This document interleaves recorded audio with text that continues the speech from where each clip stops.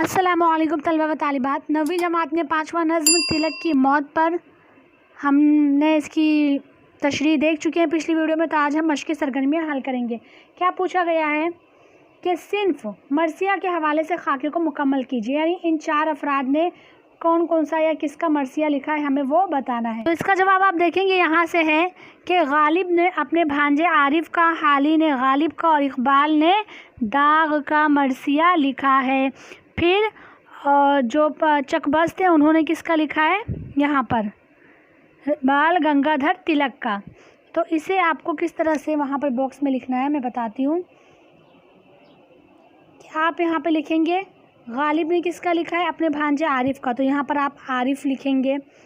फिर हाली ने किसका लिखा है, गालिब का। फिर इकबाल ने जो है दाग का मरसिया लिखा और चकबस्त ने बाल गंगाधर तिलक का। तो ये चारों नाम आपको ये चारों बॉक्स में फिल करना है। फिर कहा गया है कि मरसिया की तारीफ़ लिखिए, तो मरसिया की तारीफ़ भी वहीं पर है। पहली बात में देखिए मरसिया की सिर्फ तारीफ़ पूछा गया, तो मरसिया की तारीफ़ इतनी है। अगर आपसे पूछा जाता है एग्ज़ाम में कि मरसिया की किस्में बताइए, तो आप बताएंगे कि मरसिया की 2 किस्में हैं, करबलाई मरसिया, शख्सी मरसिया। करबलाई मरसिया किसे कहते हैं, हज़रत इमाम हुसैन रज़ियल्लाहु अन्हु और उनके साथियों की करबला में शहादत के बयान पर कही गई नज़म को करबलाई मरसिया कहते हैं। तो ये करबलाई मरसिया की तारीफ़ हो गई। फिर शख्सी मरसिया की तारीफ़ क्या है, करबला के शहीदों के अलावा दीगर किसी शख्स की मौत पर कही जाने वाले मरसिए को शख्सी मरसिया कहते हैं। तो ये तीनों चीज़ें अलग अलग हैं। आपसे अगर सिर्फ मरसिया की तारीफ़ पूछा जाता है तो आप इतना बताएंगे कि मरसिया ऐसी नज़्म को कहते हैं जिसमें किसी की मौत पर मरने वाले की खूबियाँ बयान करके रंजो गम का इजहार किया जाता है। इतना जवाब देना है, ठीक है। अब आगे चलते हैं, क्या पूछा गया है। कहा गया है कि ज़ेल के बयान से मुतालिक मौजू यानी मुनासिब शेर लिखिए। बयान क्या है, नंबर 1, तिलक की मौत की वजह से हर तरफ सुकूत तारी है, आज़ादी का जोशो जज्बा सर्द हो चुका है, ठीक है। फिर दूसरा क्या है कि वतन की हिफाजत के लिए तुम्हारा दबदबा मशहूर था, आज़ादी के लिए कदम न लड़खड़ाएं ये पैगाम था। तीसरा, अब तुम्हें याद करके अहले वतन रोएंगे और दुश्मन सुकून की नींद सोएंगे। तो क्या कहा गया कि मौजू शेर, यानी ये जो तीनों बयानात दिए गए हैं इनके लिए मुनासिब शेर हमें देखना है कि इनका बयान जो कौन से शेर में फिट आप बैठता है। तो पहला जो है, पहले का जवाब ये है, क्या था पहला, कि तिलक की मौत की वजह से हर तरफ सुकूत तारी, आज़ादी का जोश हो जज्बा सर्द हो चुका है। तो आप देखिए यहाँ पर सर्द का लफ्ज़ भी आया है और इस शेर से पता चलता है कि हाँ ये लाइन में यही बात कही जा रही है कि तिलक की मौत की वजह से हर तरफ सुकूत है, तो ये उसके लिए मुनासिब है। आगे, वतन की हिफाजत का तुम्हारा दबदबा मशहूर था, आज़ादी के लिए कदम न लड़खड़ाएं ये पैगाम था।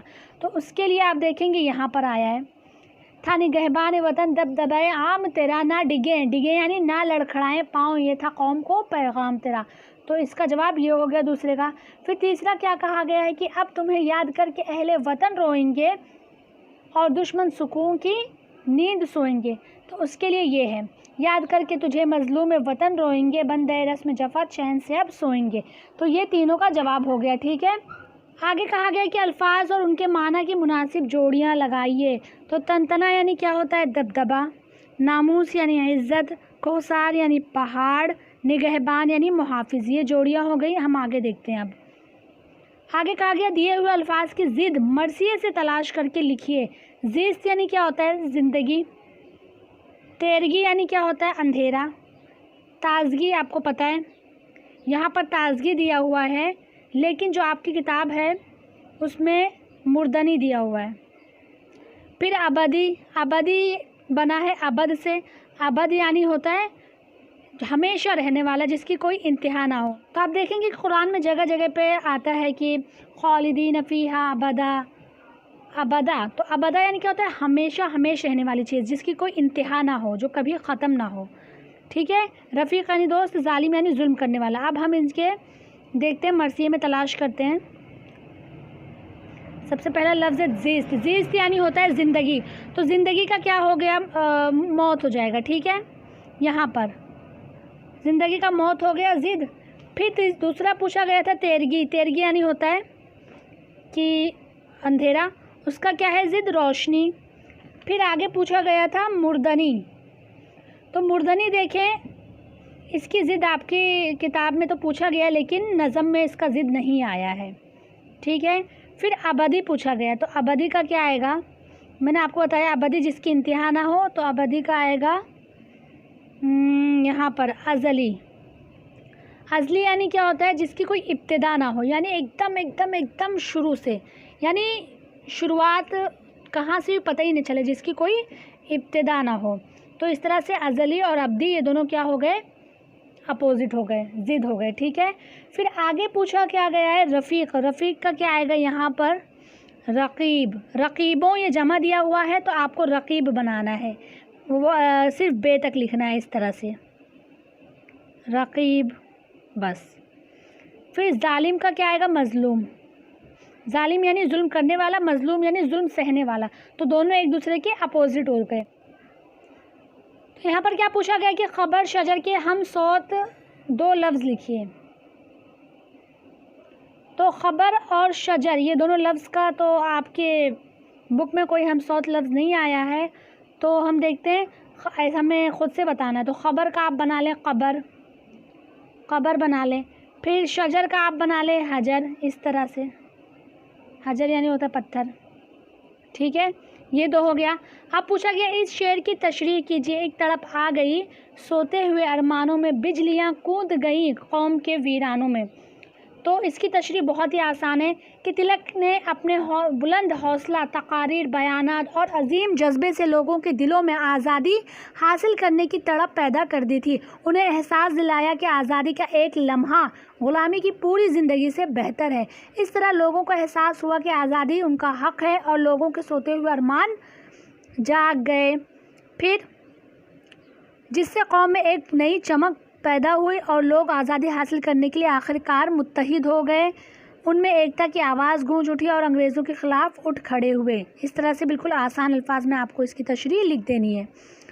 आगे क्या पूछा गया है कि दर्ज झेल शेर की सनत लिखिए। पत्तियां झुक गई, मुरझा गए, सहरा के शजर रह गए जोश में बहते हुए दरिया थमकर। तो मैंने आपको बताया था कि किसी की मौत पर ना पत्तियां झुकती हैं, ना शजर मुरझाते हैं और ना ही दरिया थमते हैं। तो ये सारे काम में क्यों होते हैं, क्योंकि इंसान को एक मोहब्बत और अक़ीदत जिससे होता है, तो उसके चले जाने के बाद एक ऐसे एहसास होता है। तो उसी मोहब्बत में जो शायर हैं पंडित बिरज नारायण, उन्होंने एक मोहब्बत में ये सनत मुबालगा इस्तेमाल करते हुए लिखा है। तो आप क्या लिखेंगे इसका जवाब कि इस शेर में सनत मुबालगा इस्तेमाल किया गया है। फिर पूछा गया लफ्ज़ मज़लूम से इसमें फ़ाइल और फ़ेल बनाइए। लफ्ज़ मज़लूम से इसमें फ़ाइल, मज़लूम यानी जिस पे जुल्म हुआ है, और इसमें फ़ाइल बनाना है हमें, यानी जुल्म करने वाला। तो इसमें फ़ाइल क्या बनेगा, जालिम, ठीक है।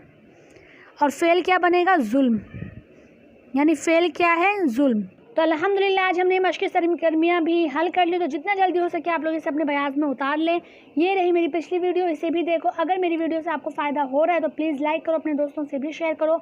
जो भी डाउट हो तो कमेंट में ज़रूर पूछें। चैनल को सब्सक्राइब करें। अगली वीडियो कौन सी टॉपिक पर होना चाहिए मुझे ये भी बताएँ। तो मैं मिलती हूँ आप लोगों से अगली वीडियो में। आज के लिए बस इतना ही।